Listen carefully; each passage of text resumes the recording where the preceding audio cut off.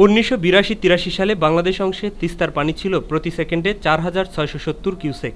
2007 সালে ফেব্রুয়ারি মাসে এসে প্রবাহ দাঁড়ায় 1826 কিউসেকে। 2009 সালে 500 থেকে 600 কিউসেক এবং সর্বশেষ 2011 সালের নভেম্বর থেকে পানির প্রবাহ নেমে এসেছে 200 কিউসেকে।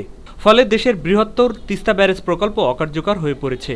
ধুধু বালুচরে পরিণত হয়েছে একসময়ের খরস্রোতা যমুনেশ্বরী, বুড়িতিস্তা, দেওনাই, চারালকাটা, বুড়িখোরা, বাগডোরা, ঘাগটের মতো বড় বড় নদী। এখানে পানি পাওয়া যাচ্ছে না, যে পানি আছে এখন বর্তমানে পানি ইডি লাগালে আর পানি পাওয়া যাবে না। কৃষি লোকের ঘরের সমস্যা বেশি। আমরা তো কৃষি লোক, আমার তো যে মন্ত্রী নয় যে আমরা দেশে দেশে থাকবো, হোস্টেলে বসে খাবো, তা তো আমরা না, আমাদের কর্ম করেই খাইতে হবে।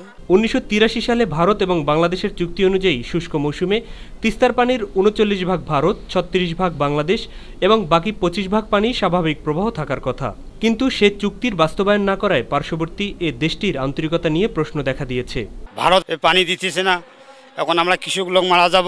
ন্যাচারাল লটা যখন ইন্ডিয়া ফলো করে, তাই আমাদের এই ইরিগেশন সাকসেসফুল। আমরা আর পানি ছাড়ে এমন টাইমে যে সময় পানির আমাদের দরকার নেই।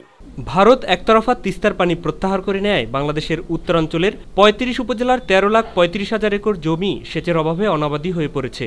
ফলে এ অঞ্চলের আর্থসামাজিক অবস্থায় মারাত্মক প্রভাব পড়েছে। নদীতে পানি নাই, মানুষের ক্ষেত্রে আবাদের সমস্যা হইতেছে। যদি একটু পানি বর্ষার সময় এখন আটকে দিছে, বর্ষার সময় দেয় কিন্তু ওই ভাঙ্গিয়া ক্ষেত খোলা শেষ হয়ে যায়। এক সময়ের প্রবক্তা এই তিস্তা নদী, এখন ধুধু বালুচর।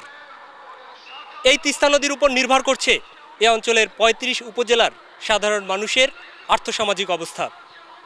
বিষয়টি বিবেচনায় নিয়ে পার্শ্ববর্তী দেশ ভারত আরও একবার বন্ধুত্ব স্থাপনের নজির রাখবেন, এমনটাই প্রত্যাশা করছেন বাংলাদেশের সাধারণ মানুষ।